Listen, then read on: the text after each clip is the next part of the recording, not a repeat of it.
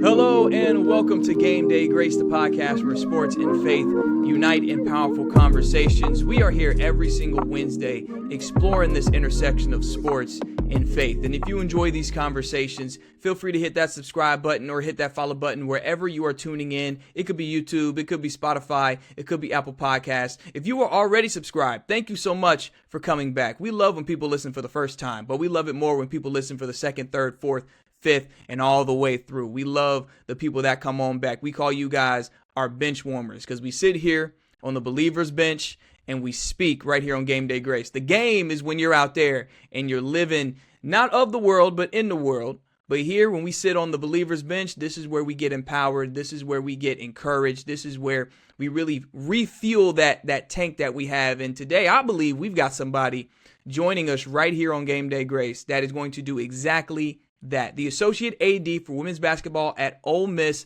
Brother Patrick Henry. I feel like I gotta call you Brother Patrick Henry. That is that is an old school like church name. Like, oh, that's not Patrick Henry. That's Brother Patrick Henry. How you doing, man? I'm doing great. Thanks for having me on. Yeah, absolutely. Well, I want to first talk about your role at Ole Miss, Associate AD for women's basketball. Man, the growth of women's basketball, especially in the SEC, has been profound. But from your role, from your perspective, how have you seen that, and how has that changed your day-to-day, if at all? Well, like you said, it has grown and it continues to grow.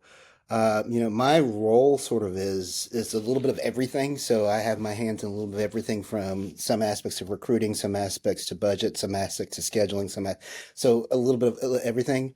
I would say this, it's women's basketball with the advent of, NIL and all the other stuff that's attached to it.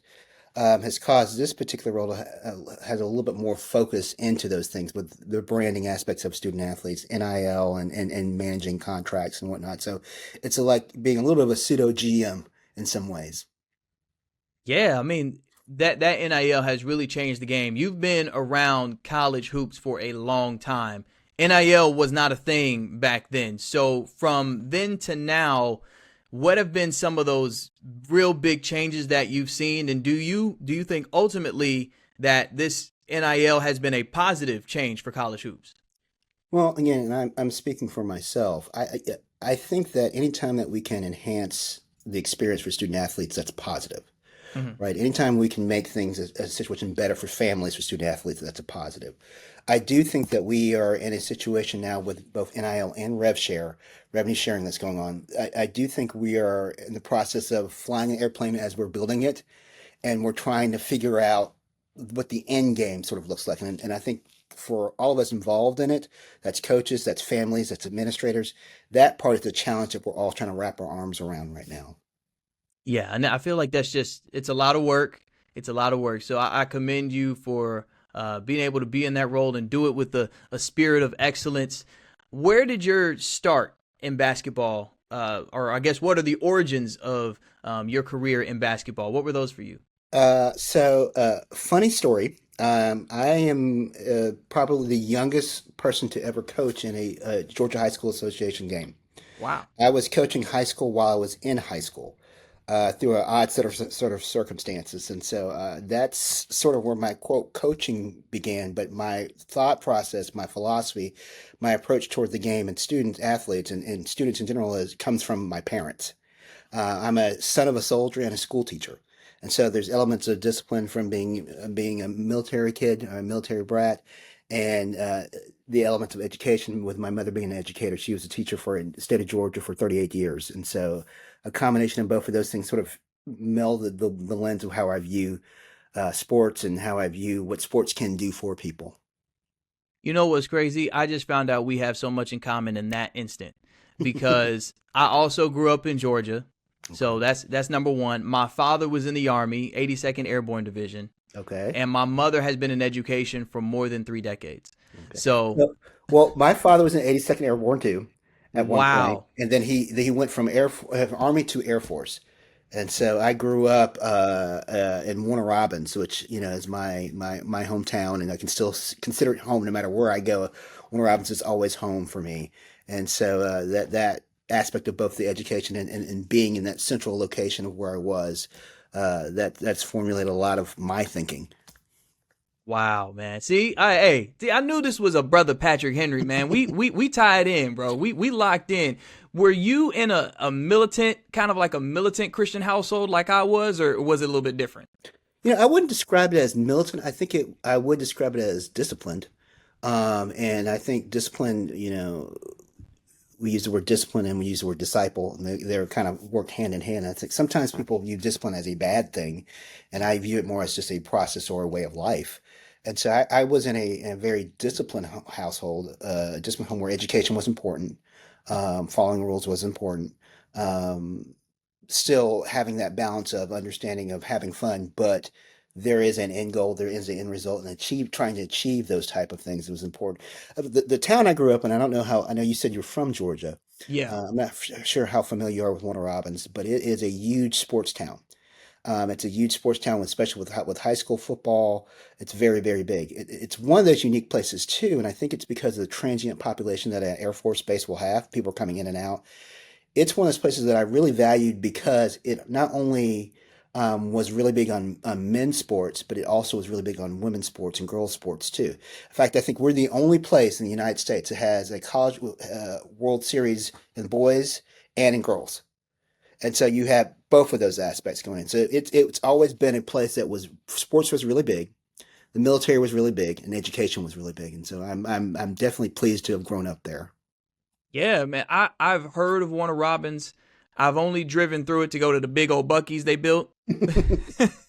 So I've been to the Buc-ee's, but I can't say I've actually spent quality time in Warner Robins. I was in Austell, so I was Oh one yeah, exit. I was one exit away from the Six Flags. That's over there. So that was me. We had season passes going. I think we go like 3 times a week during the summer. So that's the part of Georgia that I'm from. I know a lot of people just throw the word Atlanta out there, right. and then people like, but which part? And then they gatekeep on if you were really in Atlanta or not. So for those people, I'm gonna just say Austell. But for people that are not from Georgia, Atlanta. We'll just go that way. So you said, hey, sports was big, military was big. How big was church? Was there a big church culture in Warner Robins as well? Yes. So it's also I would sometimes consider us to be close to the buckle of the Bible Belt. And so it was a really big. I went to Sandbed Baptist Church. I grew up in a Baptist church home, and my father was actually Methodist. My mother was Baptist. I grew up leaning toward the Baptist faith and denomination, and so that was always a big aspect. And it was one of those older church. In fact, I think now I want to say there was a landmark placed in it. So it was an older black church that has some of the older Southern Baptist traditions in it, and that's kind of how I grew up from basically kindergarten on all the way through high school. Oh yeah, yeah. So it was really established in Right. the home, right? Correct. At what point did you kind of make that decision to follow Christ for yourself? Because it's one thing to just go to church when you're Mhm. young and they're like, "Hey, I got to get up and go to church." That's what my parents asked me to do. But at some point, you decided to make this walk for yourself. When was that? Yeah, it was around the ages of middle school. It's funny, and I always think it's interesting when people say, "Well, when you made your decision to follow Christ?" And so for Hmm. me, it's not just even about a decision per se; it's about an evolution. And I think very rarely somebody just wakes up, "Well, I'm going to follow Christ today," without any, So you get information, you start to think about things, you start to evolve. If you start to think about, where am I in this world? What's really important to me? What's really important, period. And sort of the evolution of that process kind of guided me on that path. That just hit me on a deeper level because that's kind of my story, and I never had the right word to put there. And I didn't know that right word was actually, ironically, if you will, was evolution. Growing up in church, my father, of course, I talked about him being in the military. He's also a pastor. Hmm. So I grew up a pastor's kid. And so for me, there was never a moment where I was just out of church. Like I wasn't just unchurched, just like, oh, I'm good, like I'm good on the whole God thing. I never had that moment. And so actually I was having a conversation with my now father-in-law, and he asked me what my salvation story was because he had one where he was kind of like radically saved. I was like, I don't have that.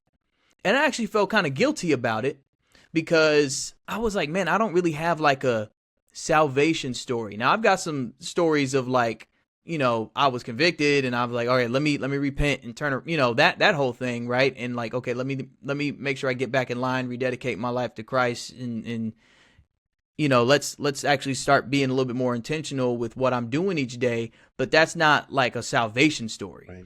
And so I actually felt pretty bad about it. I had to hit up one of my guys. He's one of my friends from college, GJ, who's now a pastor in Georgia. And I was like, hey man, am I really saved? Like, what's going on? Like, I didn't have a salvation story.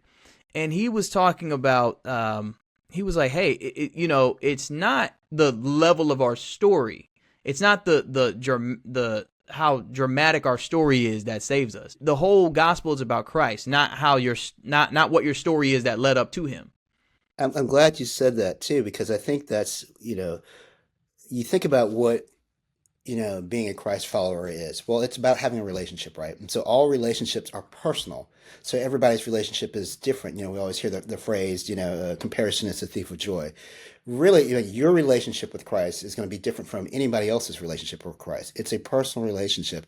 It's a personal conversation. It's a personal evolution from where you are from one spot to where you are now to where you're going to be going. And that goes back and forth, at least in my opinion, it goes back and forth with that conversation in that relationship that one tries to seek to have with Jesus all the time.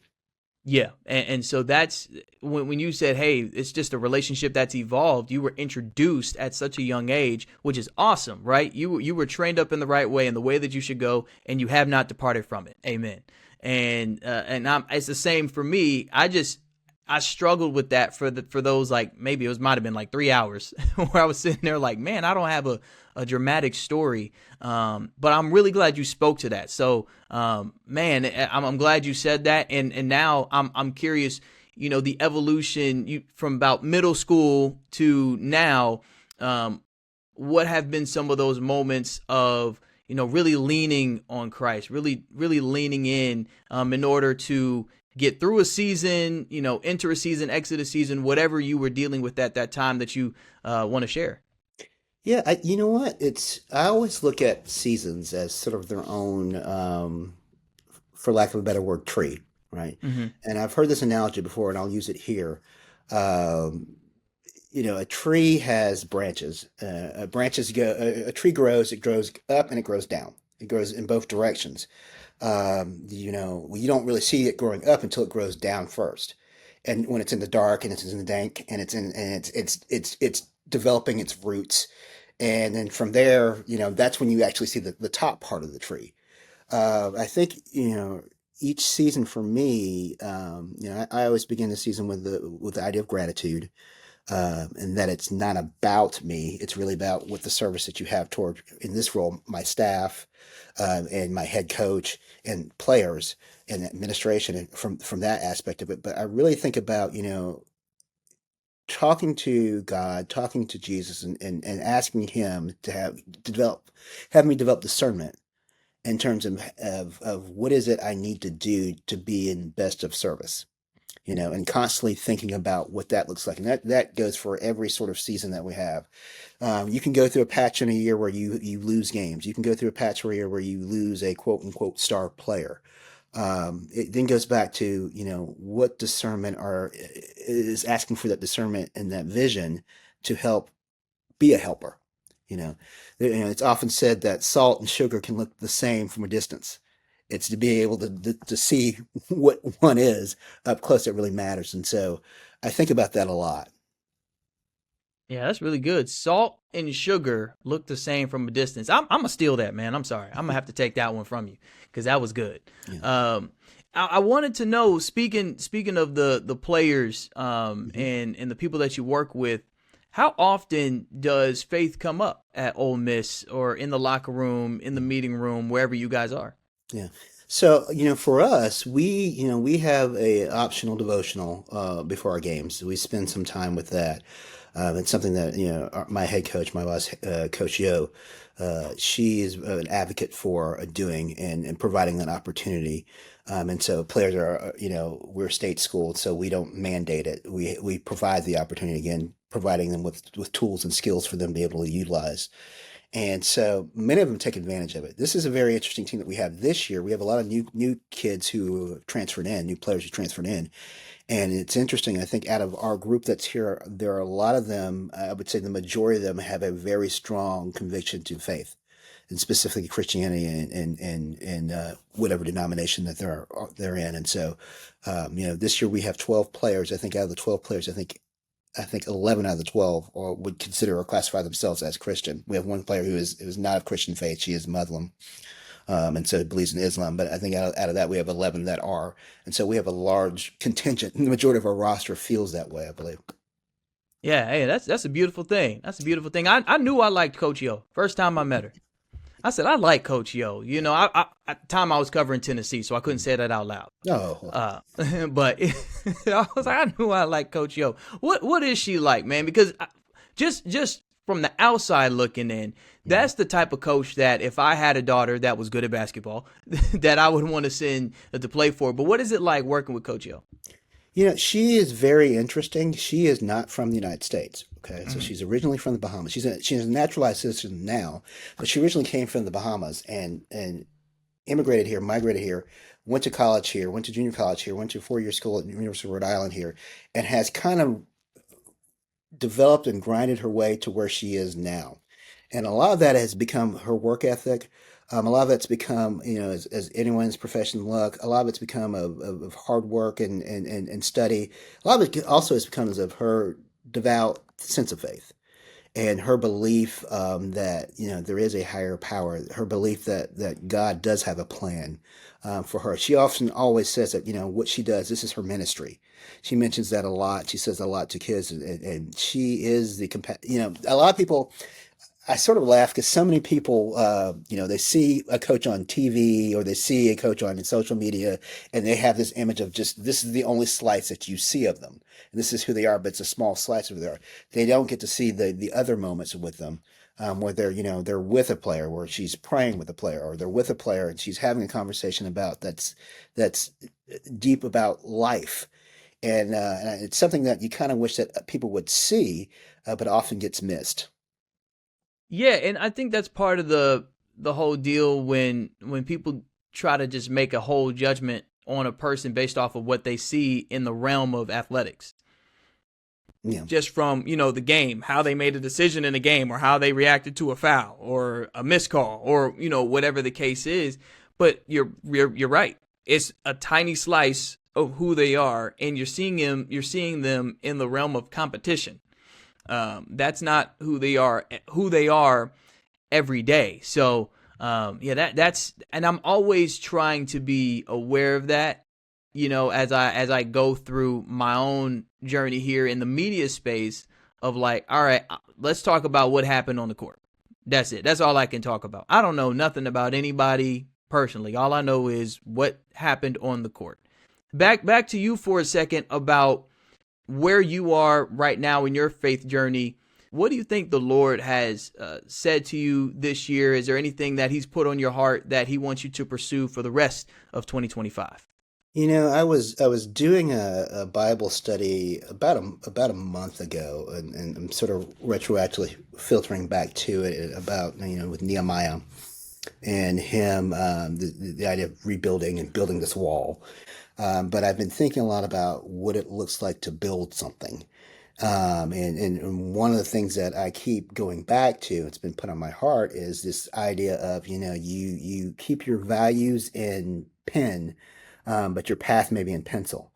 And so there's certain things that are important that should be important, that are core values to me as a person, that I need to make sure that I keep that solid as things around me may be changing, and viewing the lens of how I'm operating and the lens of the idea of the thought process of building through that. How many times have you had to erase or put something new in there in pencil throughout your journey here? Well, if you've looked at my resume, you see the number of stops that I've had quite a bit. I should actually keep an eraser on my desk, just because of that. My planner is always in pencil, and I'm still one of those old school who uses, not everything's in my phone.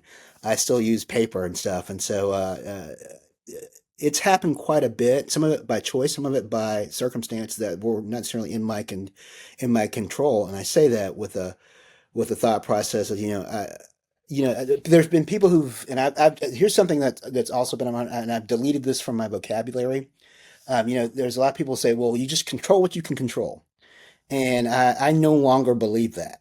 Because one, we're not in control of anything. We all know who really is truly in control of things. And so now, again, it goes back to that building idea of, instead of trying to control what you can control, create what you can create, whether that be the relationships you have with people, the relationships you have with Christ, relationships you have with others, create the habits you want to have, create the things that you want to see happen that are positive, create the choices that you make. And so now I'm more of less of the control thing, and giving that up and giving that to God, and more of the, well, what can I create? That's long term, that's lasting. What can I create that's a positive influence to somebody else? What can I create that at the end of the day, it gives them a skill set so that when they leave Ole Miss, that they're able to take that with them and then be able to carry that on and amplify that somewhere else, whether it be on the court, whether it be in a classroom, wherever that is.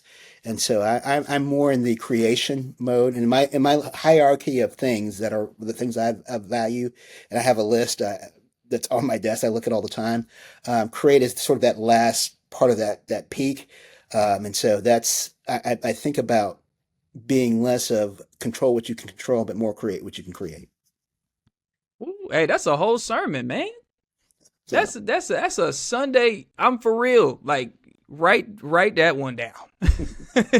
Write that one down. And you connected it with Nehemiah, correct? yes, yes. Just thinking about what building looks like, what creating looks like. For me, and again, this is just the lens I look at things through. The compass of my direction is sort of, okay, first I want to be able to care about things, right? And then from caring, then comes that next layer of, well, once you care, you commit. So you can't commit to something until you care about it first. And so that's kind of that. And then once you do that, now it's connecting. How do you connect those things inwardly and outwardly, right? And then once you connect, then it's okay. We're in sports. How competitive you are? Can you compete? Can you compete the right way? And then the last thing from all that, then create something, create a legacy, create bonds, create relationships, habits, all the things I talked about before. So sort of all those things leading to each other. That's sort of my value system. For young people who are watching this, right? I look at all the stops that you've made and everything that you've spoken about today. For young people who are listening, they may feel kind of lost in that space, right? Like, man, I'm trying to control everything. I'm struggling with that. I'm kind of wrestling with certain things. I'm in this whole tug of war with what they've got going on. What would your encouragement be to them? One, as I mentioned before, don't compare. So I think our first natural instinct as humans is to compare. Well, what is my situation versus what somebody else's situation is? I think two, understand a lot of times people will try to go, I want to be this great thing, or want to be, and that's awesome. That's our instinct. But really, first, learn the things that you need to do to be that thing. Be more process oriented rather than results oriented. Results matter. I mean, we're in sports, win losses matter. But what matters to get to that point is the process and how you get there. And really think about that, especially when you're young, on gradually defining that for yourself. What is going to be my process to this end result? What does that look like? What is the amount of influence I have on it, or what can I create toward it? And then, if you are a person of faith, if you are a person that is a believer in Jesus Christ, understanding that faith makes things easier, it doesn't make it, it doesn't make it, it makes things easier. It doesn't necessarily make things without difficulty. You're going to have stumbles. You're going to have setbacks, and that's just part of it. So a lot of the jobs I took, people, if you look at my resume, sort of my career path is, I've taken some jobs, but on paper made look like a step back. But part of the reason why I took some of those jobs, and it's a little bit counterintuitive, is so that I can learn more broad based. And so I'll give you a perfect example. I know you're based in Florida. So I was an assistant coach at Florida Southern. At the time, we were, I mean, my year at Florida Southern, we were 32-2, ranked number one in the country. It's one of the best Division II jobs in the country. I left that job sight unseen to go out west to West Texas and took a job at a junior college. It was our entire budget was less than some of the teams in our league's recruiting budget, and so it was a very different challenge. The reason why I did it because I knew if I stayed at Florida Southern, we would be good, but we'd always be good whether I was there or not. And I don't know if I would necessarily learn some of the things that would help me be better at what I wanted to do later on, right? So I took that job to learn more. I would see, come kids, coaches come in and recruit our kids, so I could watch how they were recruiting our kids. I could watch our kids' responses. I could see kind of how all the process and the gears and things worked, and be able to say, okay, this is what I like, this is what I don't like, this is what I align with, this is what I don't align with, and be able to take that in my toolbox as I go through the next steps. And I've done that a couple times in my career, where it's not necessarily about the title and even in some cases the money. It's more about, does this one align with the values that I have? And then two, does it help me learn more things to be able to apply it later on, be able to cross apply it somewhere else? Was it hard to do that? Yes. Okay. Yes, it wasn't easy, but I've always looked at this, and maybe this is some career advice for people in general. I've always looked at, there's when you evaluate a situation or a job or an opportunity, you really look, for me, it's three P's, right? Is it a place that I can live? Okay. Does that place have a purpose? Does the purpose align with the values that I have? And then finally, when you have a place, you have the purpose. What are the people like? And to me, if you've got a great place, a great purpose, and great people, there's not a whole lot can go wrong. Not saying it won't. There's not a situation that won't be easy or hard, but there's not a lot that goes wrong with all those things are in alignment with each other. Let me write that down right now as we are sitting here. That was the three P's: the place, the purpose, and the people. And what ways did Ole Miss fulfill those three P's as we kind of rounded back to what you do there with the Rebels? Sure. Well, I think Ole Miss was an opportunity for me from a play standpoint. It is a true college town. All right. So it is a town that's really built around the university, really appreciates the university. The university is the main emphasis. Some places are college towns, but they're not really. They're a college in a city. And not that that's a negative, but I knew at the time and a place where I was in my particular life, that was something that I was looking for, to be more impactful with. Okay. So that was a case. I think too, the purpose, the program had just gone to the WNIT the 2 years before, and then it went to the NCAA tournament. Had lost number 3 pick in the draft, and so for some people, they consider to be a rebuilding. I don't ever look at things as rebuilding. I just look at it as always as building.